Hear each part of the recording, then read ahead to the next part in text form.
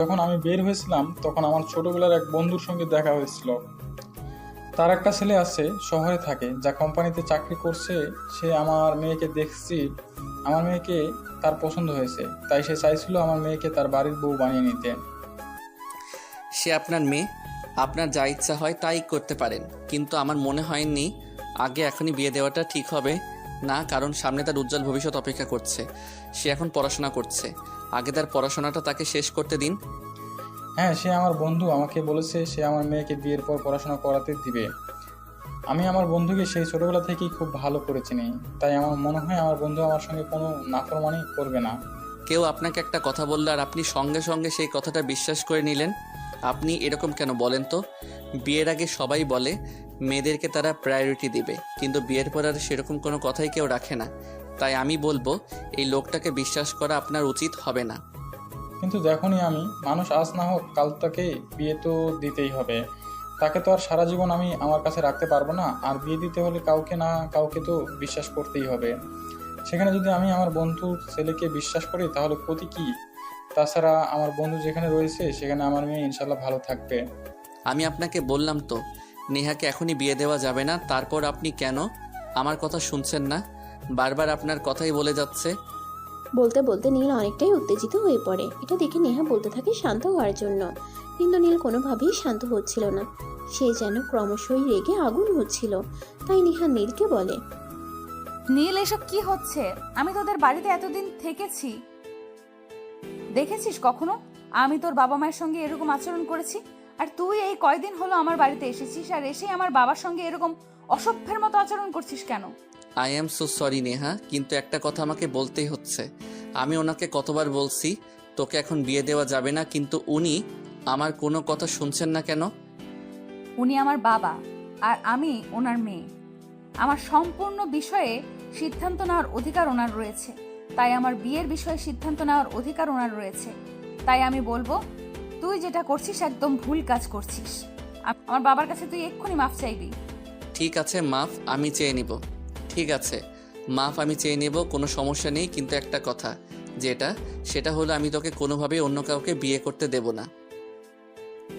কেন আমি অন্য কাউকে বিয়ে করলে তোর সমস্যাটা কোথায়? আমি তো সেটাই বুঝতে পারছি না। আর তুই কেনই বা এভাবে রিকোয়েস্ট করছিস? হ্যাঁ, নীল, নেহা একদম ঠিক কথাই বলেছে। নেহা আমার মেয়ে, আমি চাইলে তাকে যে কারো কাছে বিয়ে দিতে পারি, তাতে তোমার সমস্যা কি? তুমি কেন এভাবে রিয়েক্ট করছো? কারণ আমি নেহাকে ভালোবাসি, পাগলের মতো ভালোবাসি। সেই ছোটবেলা থেকে দুজন একসঙ্গে রয়েছি, তখন থেকে নেহাকে আমার ভালো লাগে। আস্তে আস্তে আমি তার মায়ের নিজেকে সম্পূর্ণ আবদ্ধ করে ফেলেছি, এখন চাইলেও তাকে ছাড়া আমি থাকতে পারবো না। তাই আমি নেহাকে অন্য কাউকে বিয়ে করতে দেব না। মানে এসব কি বলছিস তুই? তোর মাথা ঠিক আছে? আম্মু জানলে অনেক কষ্ট পাবে। এইসব কথা আর বলিস না। যেখানে তোকে না পেলে আমার কষ্টের কোনো সীমা থাকবে না, সেখানে আমি অন্যের কষ্টের কথা চিন্তা কেন করব? আমি তোকে সত্যি অনেক ভালোবাসি রে, তোকে ছাড়া আমি কোনোভাবেই ভালো থাকতে পারবো না। প্লিজ তুই তোর বাবাকে একটু বুঝিয়ে বল।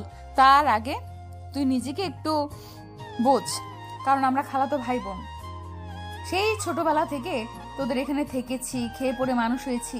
এখন যদি সমাজের মানুষ জানতে পারে যে আমরা একে অপরকে বিয়ে করতে চলেছি, তাহলে সবাই আমাকে বেঈমান মনে করবে। দেখ নেহা, কে কি মনে করলো, কে কি বললো না বললো, সেই বিষয়ে আমি একটু ইন্টারেস্টেড নই।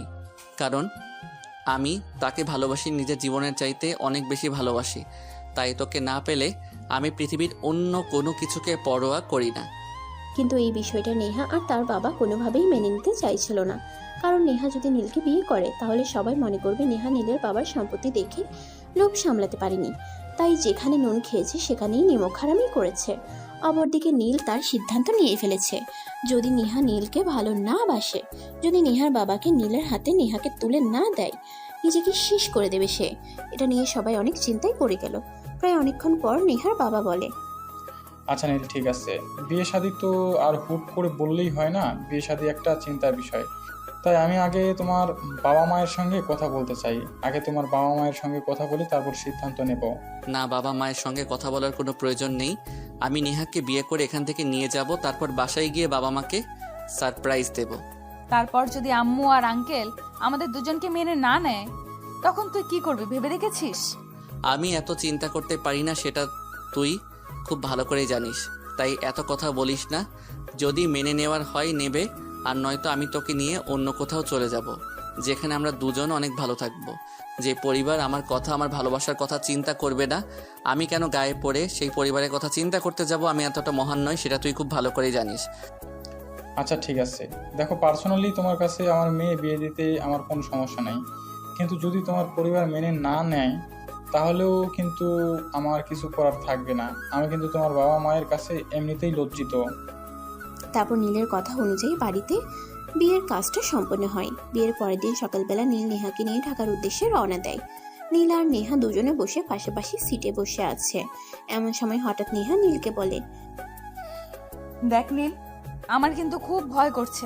যদি আম্মু আর আঙ্কেল আমাদের দুজনকে মেনে না নেয়, তাহলে আমরা কোথায় যাব, কি করব, তার তো কোনো ঠিক ঠিকানা নেই। আচ্ছা নেহা, তুই কি আমাকে একটু ভরসা করিস না? তুই আমার উপর ভরসা রাখ, আমি সবটা সামলে নেব। আর আমার বাবা মায়ের উপর আমার যথেষ্ট ভরসা আছে, তারা আমার ভালোবাসাকে কখনোই অপমান করবে না, অবমাননাও করবে না। তোকে আমি যথেষ্ট বিশ্বাস করি আর ভরসা করি, কিন্তু তারপরেও কেন জানি না আমার মনে একটু ভয় ভয় লাগছে। আচ্ছা যাই হোক, যা আছে কপালে। তারপর নীল নেহা দুজনে চুপ হয়ে বসে থাকে। এভাবে দেখতে দেখতে তারা ঢাকায় পৌঁছে গেল। স্টপ থেকে নেমে নীল একটা সিএনজি ভাড়া করলো আর সিএনজিতে করে বাসায় চলে আসে। দরজার সামনে দাঁড়িয়ে কলিং বেল চাপ দেয়, কিন্তু কেউ দরজা খুলছে না। প্রায় 5 মিনিট পর নীলের মা এসে দরজা খুলে আর দুজনকে একসঙ্গে দেখেই বলে, আরে আমার কলিজা দুটো একসঙ্গে। কিন্তু নেহা, তুই এভাবে বসে দিয়ে আছিস কেন? আম্মু, আমি সবকিছু তোমাকে পরে বুঝিয়ে বলছি, কিন্তু আগে তুমি নেহাকে বরণ করে গড়ে তোলো। মানে তুই কি বলছিস? আমি তো কিছুই বুঝতে পারছি না। নেহা তো বউ সেজে আছে, কিন্তু তার জামাই কো? এত কিছু তোমাকে চিন্তা করতে হবে না, তোমাকে আমি যেটা বলেছি তুমি সেটাই করো। নেহাকে বরণ করে ঘরে তোলো।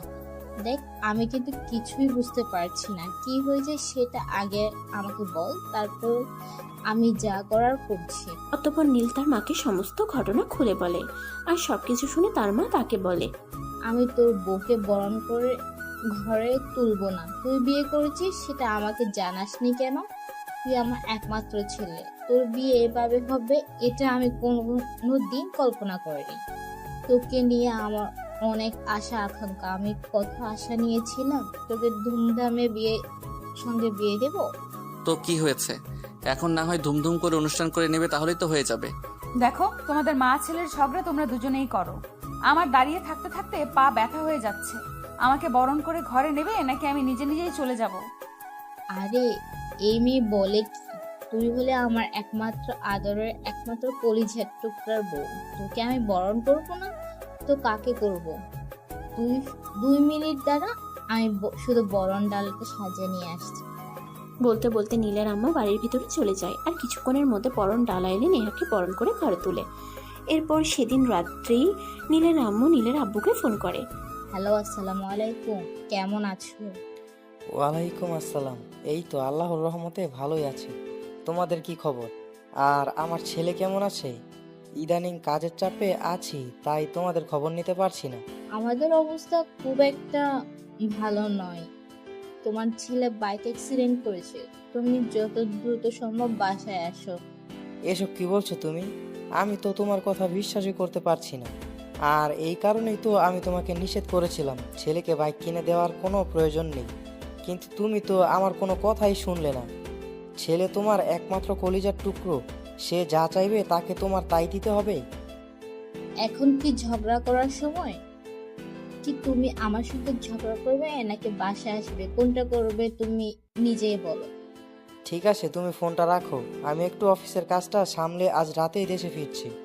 বলতে বলতে নীলের আব্বু ফোনটা কেটে দেয় আর তারপরের রাতেই বাংলাদেশে ফিরে আসে। সকালবেলা এসে বাসায় পৌঁছে দরজার সামনে দাঁড়িয়ে কলিং বেল চাপ দিতেই নেহা এসে দরজা খুলে দেয় আর নিজের শ্বশুর মশাইকে দেখে পা ছুঁয়ে সালাম করে। এটা দেখে নীলের আব্বু বলে, কি ব্যাপার নেহা, কি হয়েছে? তুমি হঠাৎ আমাকে সালাম করলে কেন?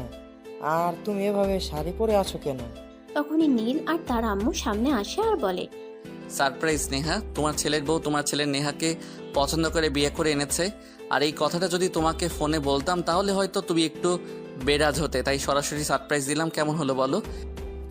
আরে এটা তো খুবই খুশির খবর। আমি তো নিজেও মনে মনে ভেবেছিলাম নেহাকে আমি আমার ছেলের বউ করে আমাদের বাড়িতে রেখে দেব। এখন যেহেতু আমার ছেলে নিজেই নেহাকে পছন্দ করে আমাদের বাড়িতে নিয়ে এসেছে, তখন তো আমার আর কোনো সমস্যা নেই। তবে তোমরা আমাকে না জানিয়ে বিয়েটা করেছো, তাই আমার একটা দাবি আছে, সেটা কিন্তু তোমাদের পূরণ করতেই হবে। দাবি তাও আবার তোমার? আমি তো ভাবতে পারছি না তুমি কি চাইবে। যাই হোক, দেরি না করে ঝটপট বলে ফেলো। প্রথম কথা, আমি আগামী সপ্তাহে তোমাদের দুজনের বিয়ের রিসেপশন করব মহা ধুমধামের সঙ্গে। আর দ্বিতীয় কথা, আমি তোমাদের দুজনকে সিঙ্গাপুর হানিমুনে পাঠাতে চাই। আর 1 বছরের মধ্যেই দাদা ভাই ডাক শুনতে চাই। এটা কিন্তু আমার অনেক ইচ্ছে। এই কথাটা বলতে এভাবে বলতে হয় নাকি? যাই হোক, এখন রুমে যাও, ফ্রেশ হয়ে বিশ্রাম নাও, তারপর না হয় নতুন বউয়ের হাতে রান্না খেও। একদমই না, আমার পুত্রবধূকে তুমি রান্নাঘরের ধারে কাছেও যেতে দেবে না। আমার বাড়িতে রাজরানীর মতো থাকবে, আগে যেমন ছিল তেমনি থাকবে। সে কেন সংসারের দায়িত্ব নিতে যাবে? হ্যাঁ আব্বু, একদমই তাই। কিন্তু আমি তো আম্মু আর নেহা দুজনের মধ্যে কাউকে এই কথাটা শোনাতে পারছি না। আমরা এখন যেহেতু তুমি এসে গেছো, তাই আমার দলটা একটু ভারী হয়েছে। আর তুমি তো বাড়ির কর্তা, তোমার সিদ্ধান্ত এই বাড়িতে বহাল থাকবে। হ্যাঁ, বললেই হলো। আমি বাড়ির বউ আর আমার কোনো দায়িত্ব থাকবে না, এমনটা হলে আমি এই বাড়িতেই থাকবো না। এখন তো আর আপনাকে আঙ্কেল বলা যাবে না, বাবা বলতে হবে। যাই হোক বাবা, আপনি নিজের রুমে যান আর ফ্রেশ হয়ে আসুন। আমি নিজের হাতে আপনার জন্য নাস্তা বানাবো। ঠিক আছে বৌমা, আমি আজ স্পেশালি তোমার হাতের নাস্তা খাবো, কিন্তু শুধুমাত্র আজকের জন্যই। আজকের পর কিন্তু তুমি আর কখনোই রান্নাঘরে আসবে না। বলতে বলতেই নেহার শ্বশুর মশাই নিজের রুমে চলে যায় আর বেশ কিছুক্ষণ পর নাস্তা করতে নিচে আসে। সবাই একসঙ্গে নাস্তার টেবিলে বসে নাস্তা করছে। এমন সময় নীলের বাবা হঠাৎ বলে ওঠে, আরে বৌমা, তুমি তো আমাদের বাড়িতে যখন থাকতে তখন তো নিজে 1 গ্লাস পানি নিয়ে খেতে পারতে না, আর এখন এত সুন্দর রান্না কি করে শিখেছো? শোনো, তোমাকে আরো একটা গুড নিউজ দেওয়া হয়নি। সেটা হলো নেহার বাবা ফিরে এসেছে। সে নেহাকে নিয়ে কয়েকদিনের জন্য নিজের বাড়ি গিয়েছিল, আর সেখানে গিয়ে সবকিছু শিখিয়েছে। ও তাই নাকি? তাহলে আমার বিআই মশাই ওরফে আমার ছোট বোনের জামাইকে খবর দাও, আমি এসেছি, এখানে আসতে বলো। তারপর সবাই মিলে অনেক আনন্দ উল্লাস আর হই হই করি। তখন নীলের মা আর কোনো দেরি না করে নেহার বাবাকে ফোন দেয় আর ঢাকায় আসতে বলে। ফোন পেয়ে আর দেরি না করে সোজা চলে আসে ঢাকায়। তারপর সবাই একসঙ্গে অনেক আনন্দের সময় কাটাতে থাকে। আর এদিকে দেখতে দেখতে 1 সপ্তাহ সময় চলে যায়। নীল আর নেহার রিসেপশনের দিন চলে আসে। আজ মহা ধুমধামের সঙ্গে তাদের বাড়িতে বিয়ের অনুষ্ঠান হয়েছে। আর অপরদিকে নীলের বাবা তাদের দুজনের জন্য স্পেশাল বাসর ঘরের অ্যারেঞ্জমেন্টও করেছে। রাত প্রায় 11টার মতো বাজে। তখন নীল আর নেহা দুজনকে বাসর ঘরে পাঠানো হয়েছে। তিনি রুমে ঢুকে দরজাটা বন্ধ করে নেহার কাছে এসে বসলো আর তারপর বলতে লাগলো, তো কি ব্যাপার ম্যাডাম, নিজের খালাতো ভাইকে জামাই হিসেবে পেয়ে আপনার কেমন লাগছে? আপনার ফিলিংসটা কি? ফিলিংস সেরকম কিছুই না, তবে যাদের কাছে বড় হয়েছি তাদের কাছে সারা জীবন থাকতে পারবো, সেটাই সবচাইতে বড় পাওয়া। যাই হোক, এখন ওইসব কিছু বাদ দাও, আমার পাওনাটা দেওয়ার জন্য নিজেকে প্রস্তুত করো। মানে তুমি কি বলতে চাইছো? আমি কিছুই বুঝতে পারছি না। তুমি আবার আমার কাছে কি পাও? বোকা মেয়ে একটা, আমি তোমার কাছে কি পাই সেটাই তুমি জানো না? তুমি আমার বিয়ে করা বউ, এখনো পর্যন্ত তোমার সাথে আমার বাসর হলো না। আর আমার বাবা কত সুন্দর করে তোমার আর আমার জন্য বাসর ঘরের অ্যারেঞ্জমেন্ট করেছেন, আমরা কি বাসর রাতটা করবো না? এই কথা শুনে নেহার মুখটা লজ্জায় একদম পাকা টমেটোর মতো লাল হয়ে গেছে। তাই সে মাথা নিচু করে বসে আছে।